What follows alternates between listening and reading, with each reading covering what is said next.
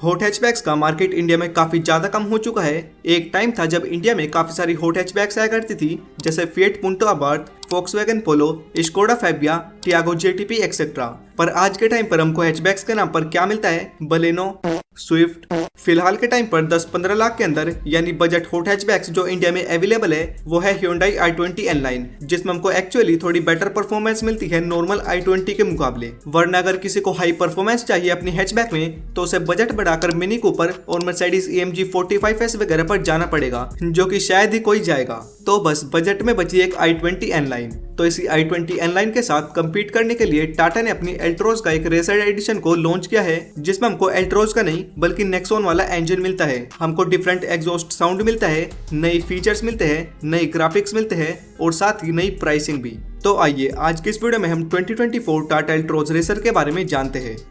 तो शुरुआत करते हैं इस गाड़ी के वेरिएंट और प्राइसिंग से। तो नई एल्ट्रोज रेसर में हमको 3 वेरिएंट्स मिलते हैं, R1, R2 और R3। इसके फर्स्ट वेरिएंट R1 का प्राइस 9.49 लाख रुपीस यानी 9.5 लाख रुपए है एक्स शोरूम। इसके सेकंड वेरिएंट R2 का प्राइस है 10.49 लाख यानी 10.5 लाख रुपए एक्स शोरूम। और वहीं इसके थर्ड वेरिएंट R3 का प्राइस है 10.99 लाख यानी 11 लाख रुपए एक्स शोरूम। साथ ही इसके कलर ऑप्शन की बात करें तो इस गाड़ी में हमको वेरिएंट की तरह ही 3 कलर ऑप्शंस मिलते हैं। पहला atomic orange, second Avenue white और थर्ड प्योर ग्रे, जो कि मुझे पर्सनली सबसे बेस्ट लगा तीनों कलर्स में से।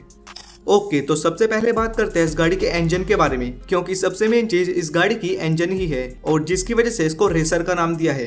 तो ये तो आपको पता ही होगा कि नॉर्मल एल्ट्रोज में आपको 2 इंजन ऑप्शन मिलते हैं, एक 1.2 लीटर का naturally aspirated petrol engine 87 bhp और 115 Nm टॉर्क के साथ, और दूसरा 1.5 लीटर का डीजल इंजन जिसमें 89 bhp और 200 Nm का टॉर्क मिलता है। लेकिन एल्ट्रोज रेसर में आपको इन दोनों इंजन में से कोई सा भी नहीं मिलेगा, बल्कि रेसर में टाटा ने एक नया इंजन दिया है नेक्सॉन वाला, जो कि तीनों वेरिएंट्स में सेम मिलेगा। एंड वो है 1.2 लीटर का टर्बो पेट्रोल इंजन, जो इस गाड़ी को 118 bhp और 170 Nm का टॉर्क निकाल कर देगा, यानी नॉर्मल एल्ट्रोज से लगभग 31 bhp ज्यादा। साथ ही एल्ट्रोज रेसर में सिर्फ 6 स्पीड का मैनुअल गियर बॉक्स ही मिलेगा, ताकि आप इसका पूरा रो वाला मजा ले सको। मींस एल्ट्रोज रेसर में आपको ऑटोमेटिक का कोई भी ऑप्शन नहीं मिलता, अगर आपको चाहिए तो आपको मैनुअल ही लेनी पड़ेगी। और अगर आपको इस गाड़ी को Hyundai i20 N9 से कंपेयर करना है, जो कि इसका one and only main competitor है, तो i20 N9 में 1.2 लीटर के बदले 1 लीटर का इंजन मिलता है, लेकिन उसकी पावर सेम है रेसर जितनी, यानी 118 bhp।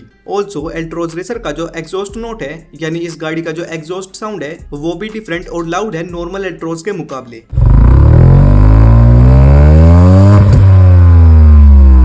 तो अब बात करते हैं इस गाड़ी के एक्सटीरियर और इंटीरियर के बारे में, मेनली चेंजेस के बारे में। तो पहले एक्सटीरियर यानी लुक्स की बात करें तो देखो, डिजाइन वाइज तो ये गाड़ी सेम है नॉर्मल एल्ट्रोज के जैसी, लेकिन रेसर एडिशन में थोड़े ग्राफिक्स के चेंजेस है। जैसे इसका पूरा बोनट ब्लैक कलर का मिलता है, जिस पर ऐसे डुअल व्हाइट स्ट्रिप्स मिलती है, और यही सेम डिजाइन बोनट से लेकर रूफ तक कंटिन्यू जाता है।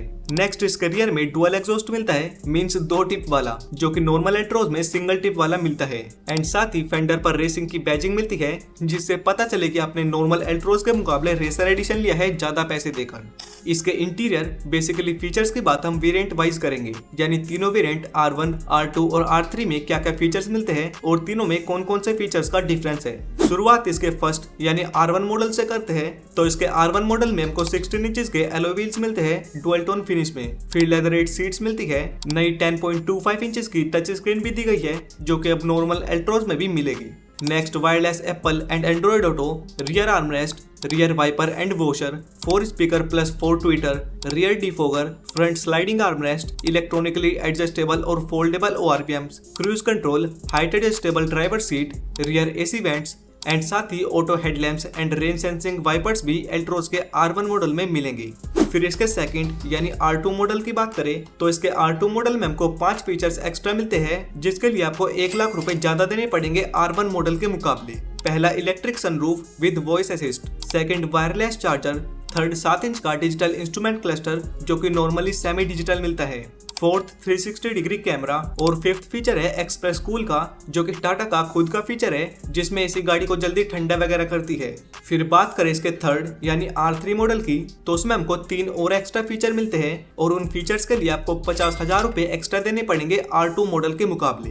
पहला फीचर है फ्रंट वेंटिलेटेड सीट्स का, जो कि इस सेगमेंट में फर्स्ट है और i20 N-Line तक में फीचर नहीं मिलता। सेकंड फीचर है एयर प्योरीफायर का और थर्ड फीचर है IRA कनेक्टेड कार टैग, जो कि अगर आपको चाहिए तो आप ले सकते हो।